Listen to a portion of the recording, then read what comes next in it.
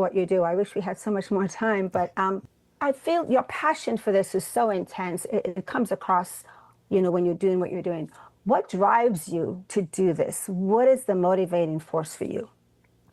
So being in the restoration business for years, I've been around first responders, and I've learned firsthand that they're just such a unique group of people. The men and women who run in while everybody else is running out, that the men and women that put it all on the line to save the life of another. It's just, it's number one, it's so cool, but it's so amazing to me. So when given the opportunity to be part of this show, I jumped at it. I said, yeah, I'm all in. And then to be able to immerse myself into some of these rescues and in these situations, to be hanging 120 feet in the air and waiting for a fireman to cable down, latch on to me, bring me back down to the ground, to go into a burning home with all the gear on, smoke, and 750-degree heat in the home, find somebody, get them out to safety. I mean, it's so incredibly rewarding and so cool that how could you not want to be part of it? I feel like there's so much going on in this show. I love that you're combining. We're seeing the beauty of nature, but we're seeing also the other side of nature. And I love the fact that you're putting skills in there for us to learn. What are some of the things that you feel that really contribute to the show's success? Well, I think number one, it's educational. I think we're giving people the insight to learn something here, learn something really important, that we have a responsibility to try and not be in some of these positions. And I'll give you an example. Do we have preparedness within our households? Are we prepared? If communication goes down, we lose our cell phones, is there a rallying point for our families to go to and get reunited? If there's flash flooding, if there's a tornado, where do we go to meet up with our other family members? Do we have preparedness kits? In the event of having to leave your home on a moment's notice, are your medicines ready to go? Are your prescriptions ready to go? Do you have an extra cell phone battery? Do you have a charging cord? Certain things we can do to help make these traumatic situations a little bit better. The other thing I've learned is that we can all respect our local first responders.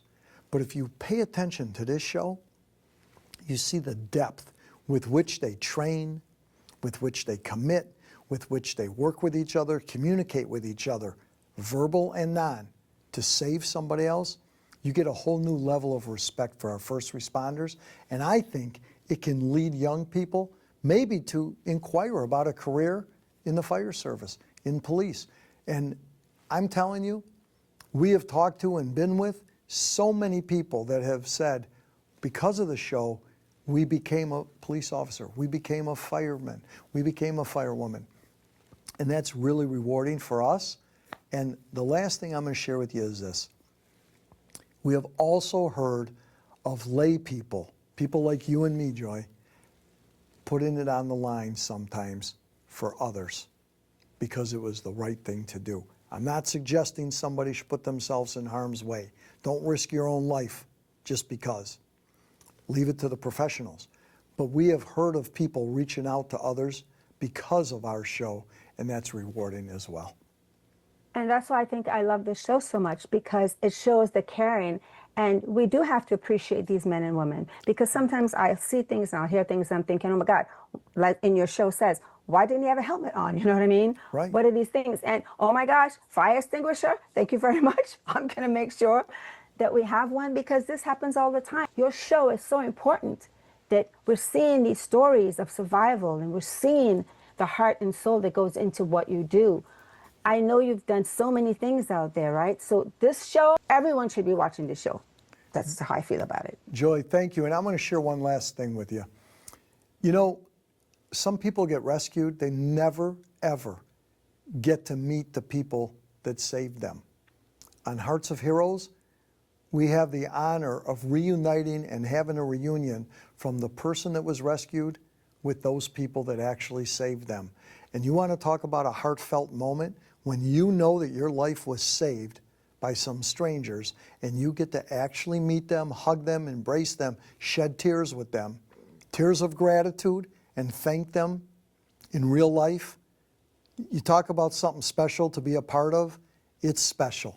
And I really believe that that's what keeps attracting the viewership. Well, I was watching episode, the one with the older lady, 102 years old, and Eric. Thelma. And Sure. Thelma. And Eric fell down the cliff. I swear I was tearing up because it was so, oh, I don't even have the words to really describe how I felt, but I just felt everything. And I was just looking at that show and I was thinking, do people wake up thinking, I am so blessed, that they're realizing how blessed they are to have moments with family, that at any moment something can happen. And as you say, are we prepared for these things, right? You're spot on. You're spot on. There's so many life techniques I've learned watching this series. Are there one or two things that you're adamant about in terms of life-saving techniques that you feel, wow, I have really learned this and I'm going to hold on to that? What has that been for you? I'll tell you, one of the most important things, if you're in a dire situation, and I know it sounds simple, but it's pretty difficult when you're in that moment, you've got to stay calm. Probably the most important thing. Secondly, when the first responders get there, you've got to trust and believe in them. You've got to have the belief that if you're calm, you're listening to them, they're giving you good advice, the best advice to make their mission the best chance of success they can make it. So you got to stay calm, you got to believe, and then you got to listen. Those are the three things that I would hope get embedded into people's minds.